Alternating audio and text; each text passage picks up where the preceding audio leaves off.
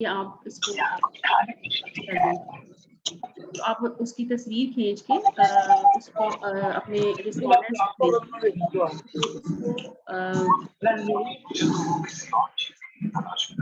San रहीम, आपका mic on है, आप इसको म्यूट कर लें।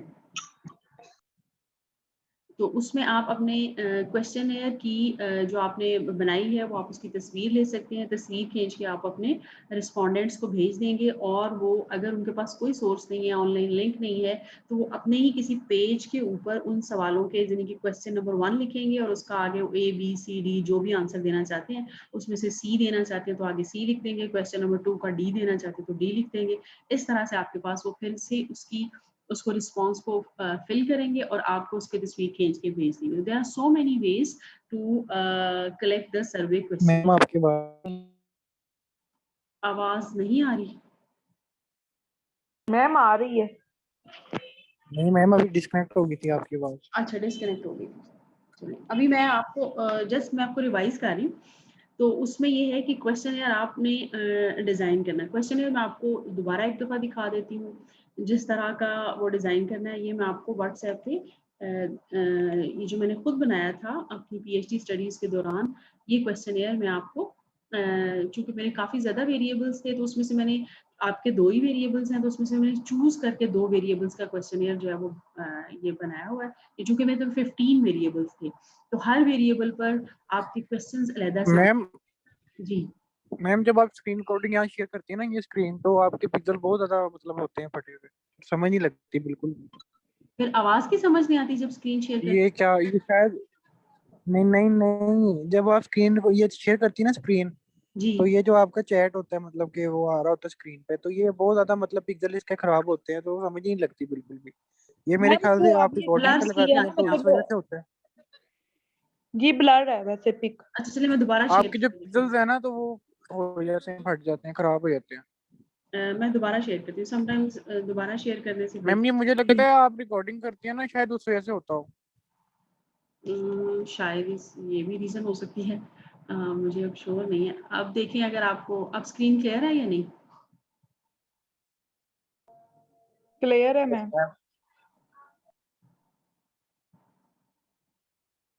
हाँ जी, तो ये हमारा ये क्वेश्चनएयर है। ये क्वेश्चनएयर में मैंने आपको बताया था पहले, सबसे पहले आप ये खैर मैं आपको लिंक भी भेज दूँगी इसका। अपना टॉपिक का आप तारुफ़ करवाते हैं कि हमारा टॉपिक कौन-सा था।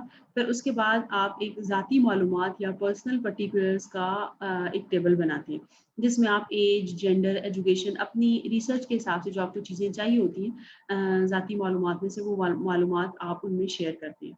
उसके आगे आप ऑप्शंस देते हैं, ये हमने अभी ऑलरेडी भी डिस्कस की हुई है। ये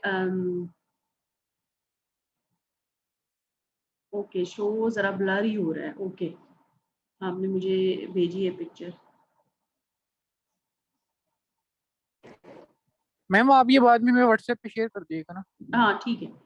तो इसमें फिर आप इस तरह से बॉक्सेस बनाकर उसमें, अच्छा ये बॉक्सेस के अलावा हमने ऑलरेडी भी डिस्कस किया था कि ये तो चूंकि मेरी अपनी रिसर्च के मुताबिक मैंने उसके हिसाब से फॉर्मेटिंग की है। ये फॉर्मेटिंग आप चेंज भी कर सकते हैं। हमने वो डिफरेंट फॉर्मेटिंग डिस्कस की है, वो बुक के अंदर मौजूद भी हैं, जिसमें हम एक स्केल लगाते हैं और वो डिफरेंट फॉर्मेटिंग यूज़ करते हैं। आप ये वाली फॉर्मेटिंग भी कर सकते हैं और डिफरेंट भी कर सकते हैं, यानी कि ऑप्शंस को आप डिफरेंट तरीकों से इस्तेमाल कर सकते हैं। तो इसमें आपका फॉर एग्जांपल आपका इंडिपेंडेंट वेरिएबल, जस्ट वेट, जो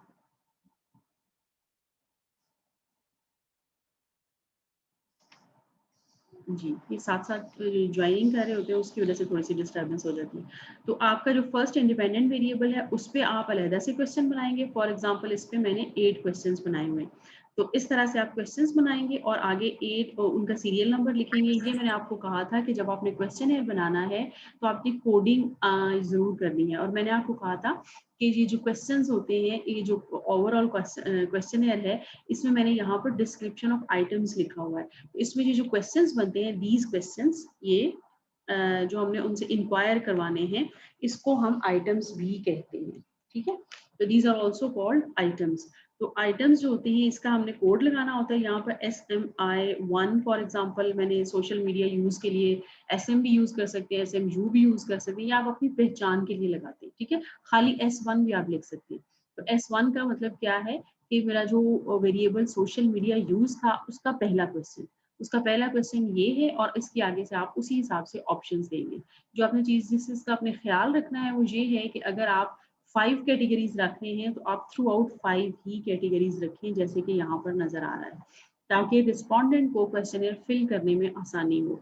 आप उसको चेंज भी कर सकते हैं, ये जरूरी नहीं है कि ये कंपलसरी नहीं है कि 5 ही हो, आप 6, 7, 8 भी डिफरेंट रख सकते हैं, लेकिन एक यूनिफॉर्मिटी इससे क्रिएट हो जाती है और क्वेश्चनर फिल करना आसान हो जाता है। तो इस तरह से आप ये इसमें लिकर्ट स्केल यूज हुआ है जिसमें 5 कैटेगरीज होती हैं, never, rarely, sometimes, often, most often. इसमें हम लोअर से हायर की तरफ जा रहे हैं। इसका मतलब ये है कि हमने पहले लोअर जो बयान की, नेवर मतलब होता है सबसे कम, और मोस्ट ऑफन का मतलब होता है सबसे ज्यादा, यानी कि हम लोअर से हायर की तरफ गए हैं और हमने 5 कैटेगरीज इसके अंदर रखी हैं इन क्वेश्चंस के अंदर।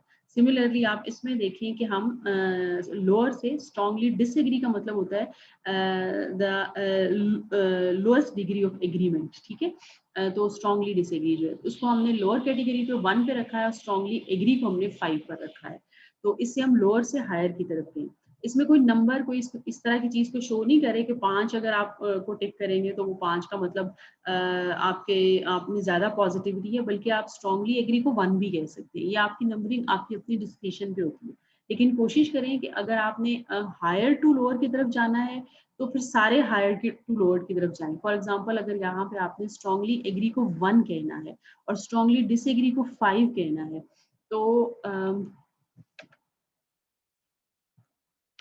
तो फिर हम नेक्स्ट में भी हायर टू लोअर जाएंगे, यानी कि ऑल द टाइम को आप 1 कह दें और नेवर को आप 5 कह दें, ठीक है। हम इस तरह से भी कर सकते हैं, तो ये ताकि उसमें एक यूनिफॉर्मिटी रहे इस क्वेश्चनएयर के अंदर। तो ये हमारी कैटेगोरिकल ऑप्शंस हैं, जो कि लिकर्ट स्केल जो हमारा है वो यूज होता है। लिकर्ट स्केल का मतलब ये नहीं है कि इसमें सिर्फ स्ट्रांगली डिसएग्री और एग्री वगैरह की ऑप्शंस आ सकती हैं। इसका सिर्फ ये मतलब है कि when we use 5, 7 और 9 options and they go from lower to higher और higher to lower, तो इसको हम लिकर्ट स्केल कहते हैं, ठीक है। तो इसमें ये लिकर्ट स्केल यूज हुआ है, यहाँ भी लिकर्ट स्केल यूज हुआ है, और स्केल्स भी यूज हुए हैं, जैसा कि ये भी लिकर्ट स्केल है। इसमें नेवर से वेरी ऑफन तक है, नेवर 1 है और वेरी ऑफन 5 है। जैसा कि आप देख सकते हैं कि पूरे के पूरे में लोअर टू हायर ही जा रहा है। अगर आपने हायर टू लोअर करना है, आपको लग रहा है कि वेरी ऑफन 1 होना चाहिए, नंबर 1 का कोई आपके जहन में है, तो फिर आप 1 नेवर को 5 कर दें और दरमियान वालों को भी इसी तरह आप चेंज कर दें। अगर हम फॉर एग्जांपल वेरी ऑफन को नंबर 1 रखते हैं तो नंबर 2 क्या होगा? Often. Often, that's very good, शाबाश। सिमिलरली अगर हम स्ट्रांगली एग्री को नंबर 1 रखते हैं तो नंबर 2 क्या होगा? एग्री। दैट्स, और फिर उसके बाद न्यूट्रल आ जाएगा और फिर उसके बाद डिसएग्री और स्ट्रांगली डिसएग्री, ठीक है। इस तरह से हम जाएंगे। तो आपने ये जो पॉइंट है यू गेट इट। अब हम जाते हैं नेक्स्ट, ये क्वेश्चंस हमने कहाँ से लेने, इसको जरा रिवाइज कर लेते हैं। तो ये तो फॉर्मेटिंग थी ना, इसमें डिफरेंट स्केल्स यूज हुए हैं। तो फॉर्मेटिंग के बाद हमने क्वेश्चंस जो है, मैंने आपको कहा था कि अगर आपको लिटरेचर से मिलते हैं क्वेश्चंस, तो दैट विल मैम जी जो हमने लिटरेचर रिव्यू अपने मतलब क्या लें कि ये रिसर्च पे बनाया है, उसी में से लेने हैं ना, कि मतलब आप दोबारा से तो नहीं ना किसी और लिटरेचर रिव्यू ओपन करके मतलब ले सकते? हाँ नहीं, आपका अगर आपको, मैंने आपको कहा था ना कि वो 5 या 6 आर्टिकल जहाँ से आपने अपना इंट्रोडक्शन और लिटरेचर ये उन्हें संभाल के रखना, उनमें क्वेश्चन कहीं ना कहीं होंगे, क्योंकि आपका वेरिएबल तो वही रहे हैं ना। आपने क्वेश्चंस हम बनाते हैं, कुछ क्वेश्चंस हम मतलब 5 से 6 या 5 से 10 क्वेश्चंस हम इंडिपेंडेंट वेरिएबल पर बनाते हैं और कुछ क्वेश्चंस हम डिपेंडेंट वेरिएबल पर बनाते हैं, और तीसरा जो आपका टेबल बनेगा वो पर्सनल पर्टिकुलर्स या जाती मालूमात पर बनेगा, ठीक है। 3 आपके टोटल टेबल्स बनेंगे। तो वेरिएबल्स तो आपके वही है ना ऑलरेडी, जो आपके डिसाइडेड हैं आपके टॉपिक में। तो उन्हीं पर हमने सर्च आउट करने हैं। अगर हमें वो आर्टिकल आपके पास जो पड़े हुए हैं उनको आप देखते हैं और आपको नहीं मिलता क्वेश्चन, कहीं से क्लू नहीं मिलता, तो फिर आप वो क्वेश्चन खुद भी बना सकते हैं।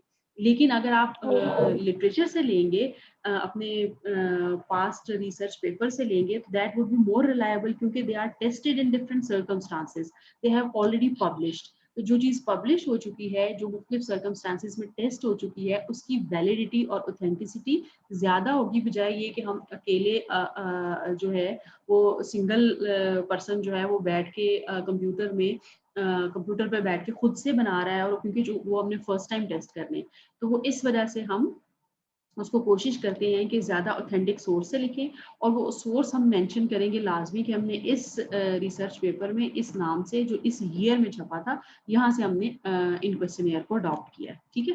तो वो अडेप्टेड क्वेश्चनियर कहलाएगा। मेरा क्वेश्चन यहाँ पर, अगर हम आपसे क्वेश्चंस कॉपी करेंगे तो वो प्लेजरिज्म का इशू तो नहीं, फिर भी ये बनेगा। प्लेजरिज्म नहीं होती, क्योंकि ये वो क्वेश्चनियर मैंने आपको बताया उनकी वैलिडिटी ज्यादा है, because they have check in different circumstances. तो ये प्लेजरिज्म बिल्कुल नहीं है, ये ज्यादा ऑथेंटिक और ज्यादा वैलिड है, ठीक है। क्वेश्चनियर सेम लेना is more authentic than you have design your own questionnaire. You know, questionnaire design करना, ये क्वेश्चन बनाना जो मैंने अभी आपको दिखाया है, यानी कि आइटम्स बनाना, समटाइम्स कोई स्केल जब हम बनाते हैं, इसको हम कहते हैं स्केल डेवलपमेंट। स्केल हमने बनाया ना अपने वेरिएबल को नापने के लिए, जैसे हाइट नापने का भी एक स्केल होता है, उसमें मुख्तलिफ इंचेस और सेंटीमीटर्स बने होते हैं, तो आप उसको नापते हैं, तो हम कहते हैं जी हाइट जो है वो 6 फीट समथिंग है, 5 फीट 9 इंचेस है, इस तरह से एग्जैक्ट हम मेजरमेंट देते हैं। तो अपने वेरिएबल नापने के लिए भी हमें एक स्केल चाहिए होता है। तो ये स्केल अगर हमें लिटरेचर से मिल रहा है, ऐसे क्वेश्चंस जो उसको नाप सके उस वेरिएबल को, तो वो ज्यादा ऑथेंटिक होंगे, ठीक है। तो वो स्केल मेजरमेंट हमें जब स्केल मिल जाएगा, और समटाइम्स जो होते हैं ना, कुछ मैंने अभी आपके जो आपने मुझे टॉपिक्स भेजे हुए थे मॉर्निंग और इवनिंग के, कुछ मैंने उसमें रैंडम सेलेक्ट करके तो कुछ के ढूंढने की कोशिश भी की है। जैसे फिजा का टॉपिक था वो पेरेंटल कम्युनिकेशन का, चिल्ड्रन एंड पेरेंटल कम्युनिकेशन का, वो उसमें से काफी ज्यादा आर्टिकल्स जो खुल नहीं रहे थे। वो तो आपको पता चल गया ना कि आपने किस साइट पे जाके वो खोल सकते हैं आर्टिकल। वहां पे अगर आप जाते हैं तो 80% आर्टिकल जो लॉक्ड होते हैं वो खुल जाते हैं, तो वो आप खोल लें वहां पर। तो वो वहां पे मैंने देखा कि आप सारे खुल गए थे, सारे खुल गए ना, तो वहां पर जाके जी आप, वो जो आपने वेबसाइट बताई थी ना उससे खुले थे, वैसे नहीं खुल रहे थे। वैसे वो लॉक होते हैं, ठीक है, वो आप परचेज करने पड़ते हैं, तो उस तरह से आप उसको खोल सकते हैं। तो उसमें हम थोड़े से देख लेते हैं, अपने दोबारा से उसको एक दफ़ा फिर रिव्यू कर लेते हैं कि किस तरह से। जैसे अभी मैंने आप ही के स्टूडेंट था, उसका था टीवी एडिक्शन के ऊपर, and it's effects on the lifestyles of people या बिहेवियर ऑफ द पीपल, कुछ इस तरह से था। तो टीवी एडिक्शन उनका डेफिनेटली इंडिपेंडेंट वेरिएबल बन गया। तो वो मैंने इसी तरह से खोला आर्टिकल, तो ये आपके सामने स्क्रीन शेयर हो रही है। ये भी काफ़ी मुश्किल से खुला था। आपको समटाइम्स 4-5 आर्टिकल आप खोलते हैं, तो फिर आपको जाकर उसमें अपना स्केल मिलता है। समटाइम्स किसी आर्टिकल में वो क्वेश्चंस, क्योंकि ये मेंशन करना ज़रूरी नहीं होता अपने रिसर्च प्रोजेक्ट में या रिसर्च रिपोर्ट में कि आपने जो क्वेश्चन जिनसे अपने वेरिएबल को मेजर किया है, वो आप अपने रिसर्च बोर्ड में उसको मेंशन भी करें। तो ये समटाइम्स क्राइटेरिया नहीं होता किसी भी इन जनरल का। तो लेकिन कुछ रिसर्च पेपर्स होते हैं जिसमें आपको क्वेश्चंस में मिल जाती है। तो मेजरिंग टेलीविजन एडिक्शन, उसी तरह से मैंने गूगल स्कॉलर पर जाकर इसको टाइप किया था, और ये आर्टिकल खुला था। इसमें पहले एडिक्शन को देखें, जैसे डिफाइन किया हुआ है कि टीवी एडिक्शन होती क्या है, ओवरऑल एडिक्शन क्या होती है, फिर उसके बाद टेलीविजन एडिक्शन क्या होती है, उसके ऊपर उन्होंने डिफाइन किया हुआ था। ये तो आप चीज़ें खैर कर चुके हैं, इंट्रोडक्शन और लिटरेचर रिव्यू। और देन दिस इज हमारा मेथडोलॉजी। इन्होंने स्टडी 1 यहाँ पर लिखा हुआ, ये है पार्टिसिपेंट्स, यहाँ पर मेथड और क्वेश्चंस हमें आकर मिले। तो फॉर एग्जांपल इन्होंने यहाँ पर बताया है, a diverse sample was obtained, participants reported ages as of their last birth rate range from 18 to 82 years। यानी कि जो इनके पार्टिसिपेंट्स, आपने भी बिल्कुल ऐसे ही रिपोर्ट करना है मेथोडोलॉजी में, कि आपने जो पार्टिसिपेंट चूज किए थे उनकी एजेस क्या थी। वो जो क्वेश्चन है उसमें आपको मैंने बताया था ना, पर्सनल पर्टिकुलर में सबसे पहले जेंडर और एज ही पूछी जाती है। तो आपने इसको रिपोर्ट इस तरह से फिर करना है। आपने क्वेश्चन बनाना है, तो क्वेश्चनर बनाने के बाद आपने ये कहना है कि हमारी जो एज रेंज थी जिनसे हमने क्वेश्चनर फिल कराया that was between this to this, जैसे 18 टू 82 ईयर्स इन्होंने चूज किया। फिर उसके बाद जेंडर इन्होंने बताई है 135 मेल थे, यानी कि रेशो बनती है 45%, एंड 163 फीमेल थी जो 54% बनती है। ये भी आपको पर्सनल पर्टिकुलर से पता चल जाएगा कि हमारी रेशो क्या बन रही है। फिर उन्होंने इसके बाद एजुकेशन लेवल बताया है कि एजुकेशन लेवल क्या था। हाई स्कूल वाले 2% थे, 56 ग्रेजुएटिंग थे जिनकी रेशो 18 बनती है, और 33 जो थे वो कॉलेज स्टूडेंट से 51% बनती है इनकी रेशो। इसी तरह से ये तीनों चीजें जो थी पर्सनल पर्टिकुलर्स की। इसके अलावा भी अगर आप कुछ पूछते हैं, अगर उनका प्रोफेशन पूछते हैं या कुछ और अपनी स्टडी के मुताबिक पूछते हैं, तो इस तरह से आप उसको रिपोर्ट करेंगे। ये परसेंटेज जो है कि जब आप डेटा कलेक्ट कर लेंगे, आपके पास सारी चीजें आ जाएंगी, आपने कोडिंग की होगी, तो फिर हम जो नेक्स्ट वीक में शुरू करेंगे SPSS पर अपना डेटा एंटर करना, जो कि एक सॉफ्टवेयर पैकेज है। उसके बाद ये सारी जो आपको नजर आ रही है ना, ये स्टैंडर्ड डिविएशन SD लिखा हुआ है 1.12, यहाँ पर ये मीन लिखा हुआ है 34.52, ये n का मतलब होता है टोटल नंबर ऑफ रिस्पोंडेंट्स जो आपके थे 298, जिसमें से 135 मेल थे और 163 जो थी वो फीमेल थी। तो ये n का मतलब टोटल नंबर ऑफ रिस्पोंडेंट्स होता है। तो ये सारी चीजें आपकी standard deviation, percentage, frequency, then T test, सारा कुछ जो है वो हमारा जब आप डेटा एक दफा एंटर कर लेंगे SPSS में, तो जस्ट 1 क्लिक के साथ ये सारी चीजें आपको ये जो नजर आ रही है ना, देखने में नंबर्स काफी हमें डेंजरस से लगते हैं, लेकिन ये बहुत आसान है इनको फाइंड आउट करना। ठीक है, ये टेबल बनेंगे तो फिर उसके बाद हम इनको कर लेंगे। तो इस तरह से हमने ये टेलीविजन एडिक्शन, इन्होंने ये अपने पार्टिसिपेंट्स के बारे में बताया, किस तरह से इन्होंने सेलेक्ट किया इनको, और फिर उन्होंने ये बताया कि television exposure, television addiction scale, इसमें आप अपना माइक म्यूट कर दें। यार हसनैन भाई अपना माइक बंद कर लो यार। हुसनैन आप अपना माइक म्यूट कर दें जी। टेलीविजन एडिक्शन स्केल जो था ये हमने ऑलरेडी भी मैंने आपको बताया हुआ है कि हमें ढूंढना पड़ेगा कि सवाल कहाँ लिखे होते हैं। मोस्टली क्वेश्चन है जब रिपोर्ट करते हैं ना, तो ये देखिए इन्वर्टेड कॉमास में होती है। तो इन्वर्टेड कॉमा के अंदर जो होगा वो क्वेश्चन होगा, यानी कि आइटम होगा जो हमने पूछा है। लेकिन here 5 statements were created to represent each of the 7 criteria of addiction dependence. ठीक है, एडिक्शन के लिए इन्होंने 5 स्टेटमेंट्स जो थी उससे एडिक्शन को मेजर किया। तो यहाँ से आपका जो पहला वेरिएबल है टीवी एडिक्शन, उसको आप ये 5 आइटम्स या 5 क्वेश्चंस आप यहाँ से एज इट इज ले लेंगे और इसके आगे वो ऑप्शंस लगा देंगे, जो भी आपने ऑप्शंस लगानी है। देखिए पहला क्वेश्चन इनका, I feel like I watch more TV than I used to in order to feel the same. ठीक है, यानी कि मैं पहले से ज्यादा टीवी देखती हूँ। When I am unable, next question है, when I am unable to watch television I miss it so much that you could call it withdrawal. ठीक है, तो ये सेकंड क्वेश्चन है। अच्छा, एक मैं आपको और इम्पॉर्टेंट चीज बता दूं, अगर आपको लग रहा है कि हमारे ये जो ऑडियंस हैं या जो हमारे रिस्पोंडेंट्स हैं जिनसे हमने क्वेश्चन पूछे हैं, तो उसमें कुछ ऐसी टर्म्स आ रही हैं जिसको वो नहीं समझ पा रहे, या इंग्लिश की वर्डिंग थोड़ी मुश्किल है, तो आप इसको ट्रांसलेट भी कर सकते हैं। आप इसको उर्दू में ट्रांसलेट करके क्वेश्चनियर को भी भेज सकते हैं। जैसे मैंने ये मेरा अपना क्वेश्चनियर है, अगर आप इसको देखें तो उसमें आपको उर्दू ट्रांसलेशन भी सेम जो चीज़ें हैं ना, जैसे ये देखिए पर्सनल पर्टिकुलर्स हैं, जेंडर है, मेल फीमेल, एज, ये तो इंग्लिश में बना हुआ है ना ये क्वेश्चन, ये मैंने एज इट इज जो है वो लिटरेचर से लिए थे। इसकी उर्दू ट्रांसलेशन भी हो सकती है। वो आपको मैं शेयर करती हूँ।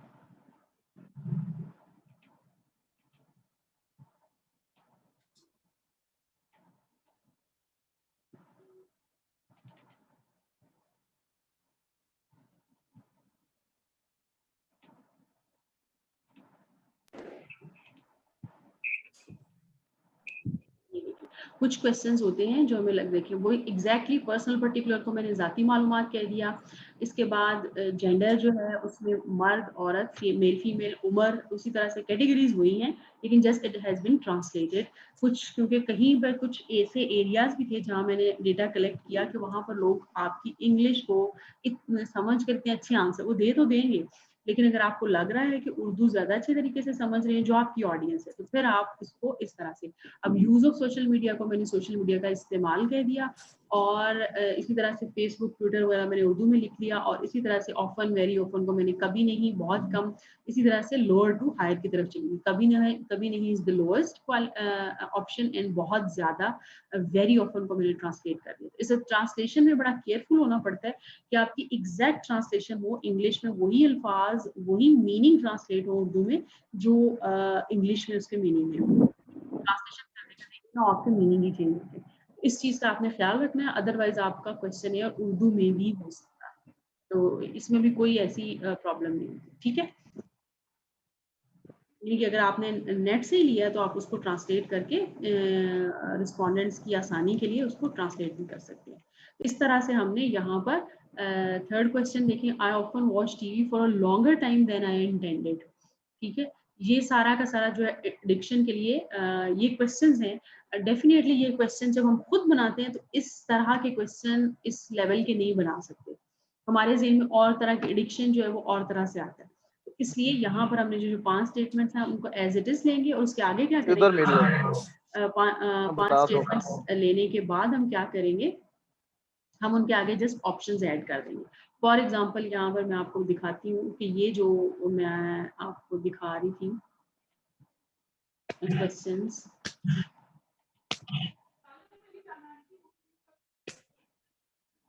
सॉरी वो जो डाउनलोड था,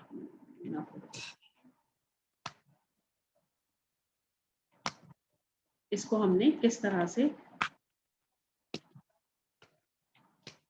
फॉर एग्जाम्पल ये है, अब ये 5 क्वेश्चंस तो हमें मिल गए, अब इसको टेबल फॉर्मेटिंग कैसे देनी है, ठीक है।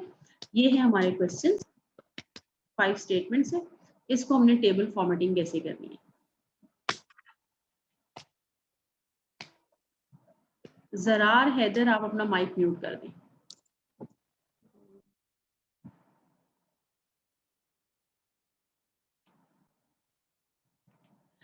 क्वेश्चंस हमें मिल गए ना 5, अब इसको टेबल फॉर्मेटिंग कैसे करें, ये देखिए मैंने यहाँ पर एक वाइट बोर्ड यूज करके तो उसकी टेबल फॉर्मेटिंग करने की कोशिश की है।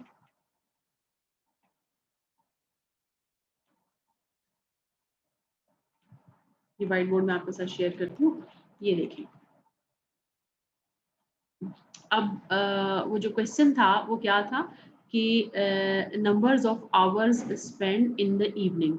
फॉर एग्जांपल पहला क्वेश्चन अगर आपका ये है कि नंबर्स ऑफ आवर्स, ये राइटिंग इसमें ऑनलाइन में इसी तरह से वाइट बोर्ड जो होता है ना वो इस तरह की है मेरी। तो टीवी एडिक्शन फॉर एग्जांपल आपका वेरिएबल है, तो आप इसको किस तरह कन्वर्ट करेंगे टेबल फॉर्मेटिंग में।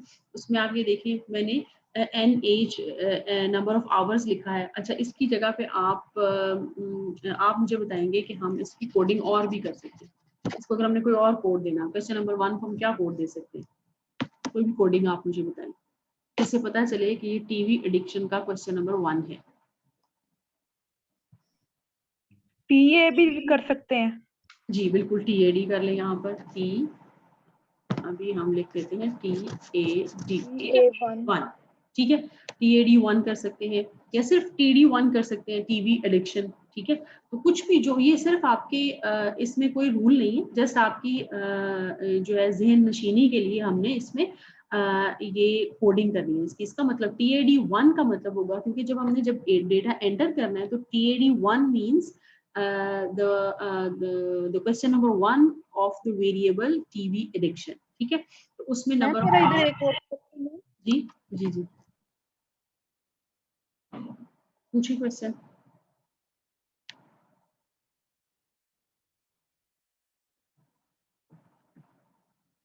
जी आपने क्वेश्चन पूछना था।